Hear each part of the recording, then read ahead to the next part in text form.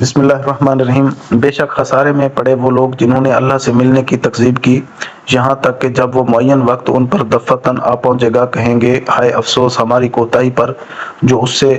اس کے بارے میں ہوئی، اور حالت ان کی یہ ہوگی کہ وہ اپنے بار اپنی پیٹھوں پر لادے ہوں گے۔ خوب سن لو کہ بری ہوگی وہ چیز جس کو وہ لادیں گے، اور دنیاوی زندگانی تو کچھ بھی نہیں بجز لہو اور لعب کے،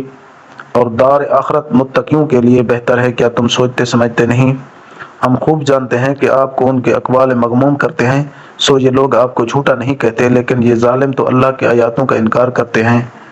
اور بہت سے پیغمبر جو آپ سے پہلے ہوئے ہیں ان کی بھی تکذیب کی جا چکی ہے، سو انہوں نے اس پر صبر ہی کیا، ان کی تکذیب کی گئی اور ان کو اذیتیں پہنچائی گئیں، یہاں تک کہ ہماری امداد ان کو پہنچی، اور اللہ کی باتوں کا کوئی بدلنے والا نہیں، اور آپ کے پاس بعض پیغمبروں کی بعض خبریں پہنچ چکی ہیں۔